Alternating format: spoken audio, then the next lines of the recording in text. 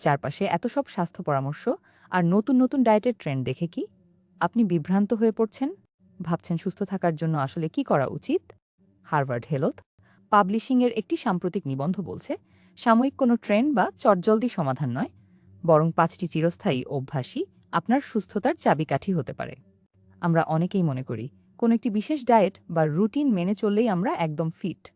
কিন্তু হার্ভার্ডের চিকিৎসক ডাক্তার উইনারমান বলছেন, এই ধরনের চটজলদি সমাধান আমাদের স্বাস্থ্যের খুব একটা উপকারে আসে না, বরং কখনো কখনো তা ক্ষতিকরও হতে পারে।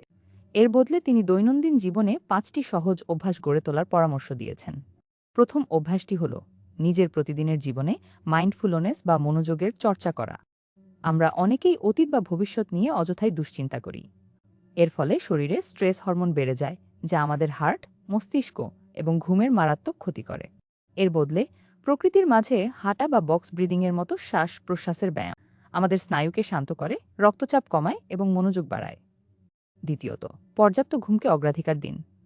Saunters for disease control and prevention বা সিডিসি এর মতে প্রাপ্তবয়স্কদের প্রতি রাতে অন্তত ৭ ঘন্টা ঘুমানো প্রয়োজন। তবে শুধু সময় নয়, ঘুমের মানও খুব জরুরি।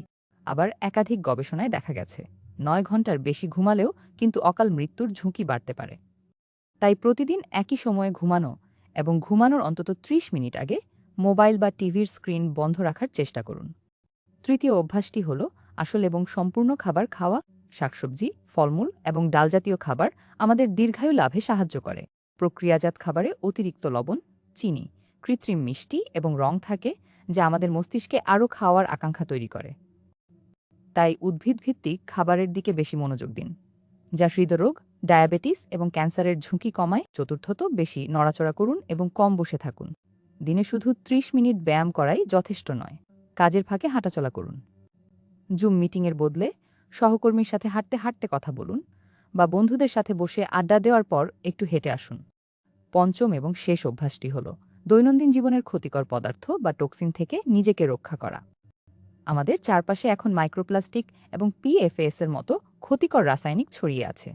বাতাসে থাকা PM10, PM2.5 এবং PM0.1 এর মতো অতি ক্ষুদ্র কণা আমাদের ফুসফুস ও রক্তে মিশে হার্ট অ্যাটাক এবং স্ট্রোকের ঝুঁকি বাড়ায়। রান্নার গ্যাসের চুলা থেকে তৈরি হওয়া নাইট্রোজেন ডাই অক্সাইড শিশুদের হাঁপানির ঝুঁকি বাড়ায়। তাই প্লাস্টিকের বদলে কাঁচ বা স্টেইনলেস স্টিলের পাত্র ব্যবহার করুন।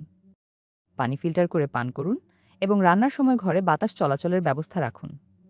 দূষণ থেকে বাঁচতে MERV13 বা তার চেয়ে উন্নত মানের এয়ার পিউরিফায়ার ব্যবহার করতে পারেন। মনে রাখবেন, সুস্থতা কোনো এক রাতের ম্যাজিক নয়, এটি প্রতিদিনের ছোট ছোট অভ্যাসের ফল। যদি আপনার ঘুমে সমস্যা হয় বা সারাদিন ক্লান্ত লাগে, তবে দেরি না করে একজন চিকিৎসকের পরামর্শ নিন, কারণ এটি স্লিপ অ্যাপনিয়া নামক মারাত্মক সমস্যার লক্ষণ হতে পারে। আজ থেকেই নিজের শরীরকে সময় দিন, এই ৫টি অভ্যাস নিজের জীবনে যুক্ত করুন। সুস্থ থাকুন। ধন্যবাদ।